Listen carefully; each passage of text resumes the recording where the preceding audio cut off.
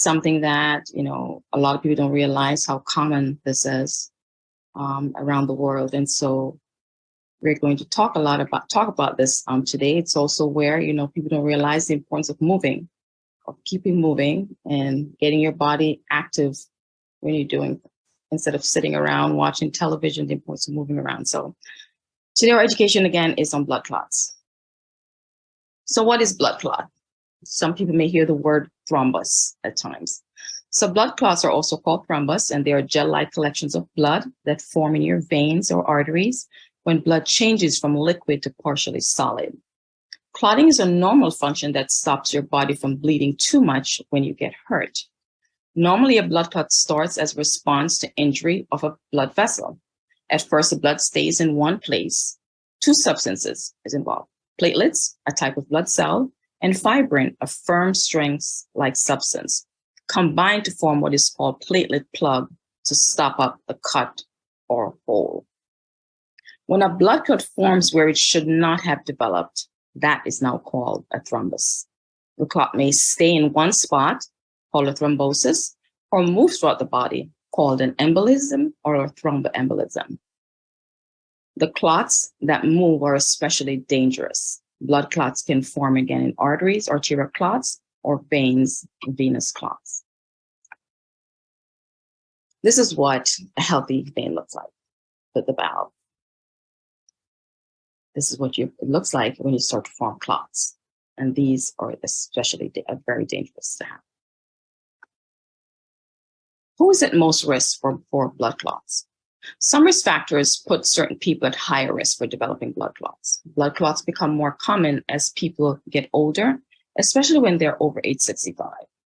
Long hospital stays, surgeries, and traumas may significantly increase your risk of blood clots as well. Other factors can increase your risk to a lesser degree. You might be more at risk if you take birth control pills, or pregnant, if you have what's called atrial fibrillation, if you have cancer and is on treatment, that's a high risk. If you have a family history of blood clots or specific conditions such as the factor IV Leiden disease, if you have the antiphospholipid syndrome or polycythemia vera, that makes clots more likely. People that have had COVID-19, we're seeing that a lot of them are now showing up having blood clots. Some factors are also based on lifestyle choices. If you're overweight, obese, if you live a sedentary lifestyle where you're inactive, so staying in one position for a long time, such as being in the hospital or long car or plane rides, anything over 4 hours is considered that, and cigarette smokers. Some of the risk factors I'm going to get into, or that I just discussed, here are pictures of that. Which blood clots pose the most health risk? Any blood clots that form in arteries, arterial clots, or veins can be serious. You should call your healthcare provider immediately if you suspect that you may have a blood clot. But please don't try to diagnose, but if you suspect it, please reach out to your physician. A clot that forms in one of your body's larger veins is called what's called a deep vein thrombosis. And it's a stationary blood clot, or one that stays in place. It may not hurt you. A blood clot that dislodges and begins moving throughout the bloodstream, that is when it becomes harmful. One of the most pressing blood clots concern is when the DVT, what I just talked about, makes its way to your lungs and gets stuck. This condition is called a pulmonary embolism. That can stop your blood from flowing, and the results can be very serious and even fatal. Arterial clots in the brain cause a stroke as well. And you can also have them in your abdomen.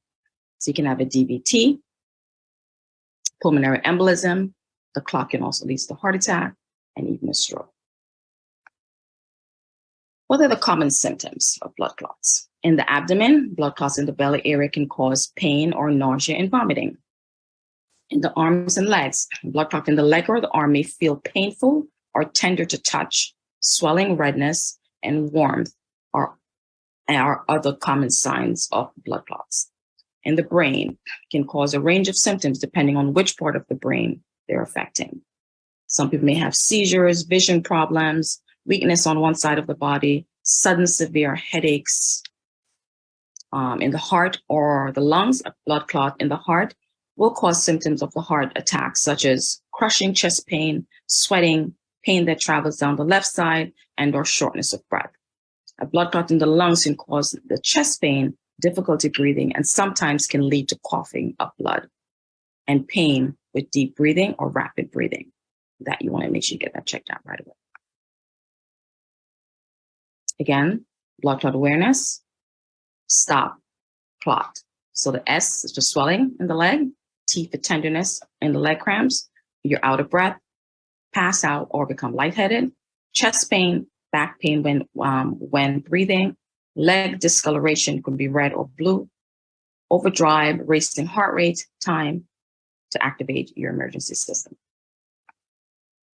How are blood clots diagnosed? Blood clot symptoms can mimic other health conditions. So your doctors will use a variety of tests to detect the blood clots and rule out other causes. They may do blood tests, including a D-dimer in some cases, to rule out blood clots. Ultrasounds can be done, CAT scan, MRA, so not the MRI. The MRA is the imaging test similar to MRI, except they use a dye. VQ scan, X-rays can also be done. And here are pictures of how those diagnostic tests are. How are they treated? The goal in treating blood clots, especially DVTs, is to prevent the blood clot from getting larger or breaking loose. Treatment can reduce your chances of developing more blood clots in the future. Treatment depends on where the blood clot is and how likely it is to harm you. Your doctor might recommend medications, compression stockings. They now have, if you see in the hospital when patients have surgeries, there's a machine that we attach to the feet, and it pumps and massage the leg and squeeze the leg. That's to get the blood going. A lot of people don't like it when they're in the hospitals, but as a nurse, I'm going to encourage you, please don't give the nurses a hard time. You should wear that. It decreases your chances of having blood clots. But they now also have those in a travel size where you can travel with it if you have to fly. Surgery is also a treatment option. Stents, the doctor may do stents or vena cava filters. How can you prevent blood clots? You can reduce your risk of blood clots by enjoying regular physical activity. Don't smoke, eating a healthy diet, making sure that you stay hydrated, maintaining healthy weight, controlling your medical conditions such as high blood pressure and diabetes. Make sure you're up to date with any kind of screenings, but those are important as well, because if you have underlying diseases, those can lead to it. Moving around again, as I stated, and please regular exercise, which we are practicing here at CEA.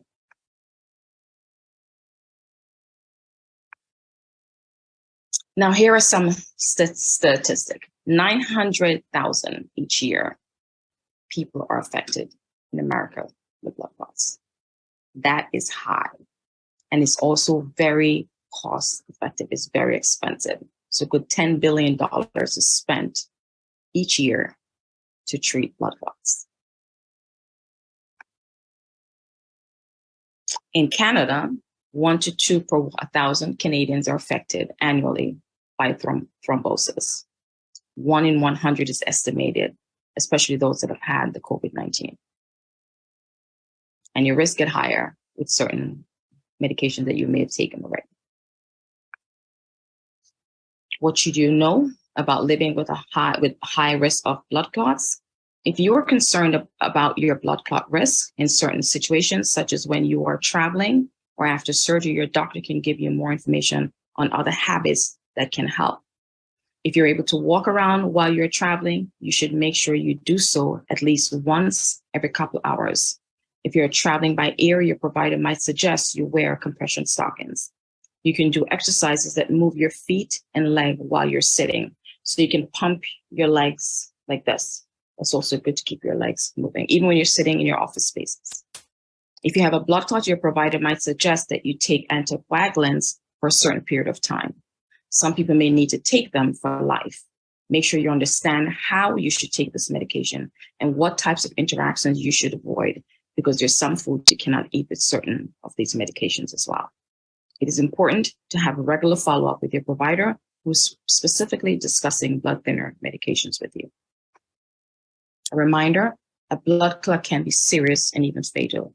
If you know you are at risk for blood clots, you can help yourself by moving around, by eating well and maintaining a healthy weight and following your healthcare provider's suggestions on medications and lifestyle changes. I want to give special acknowledgement to Cleveland Clinic, the Mayo Clinic, CDC, the World Health Organization, drjockers.com, and National Blood Clots Alliance. If there's anything that I did not cover in the summary and you have any questions for me or even questions about what I have already covered, I implore you to join us in the Zoom room where I'll be happy to answer those questions for you. Thank you for your time and attention. God bless you and enjoy the rest of the service.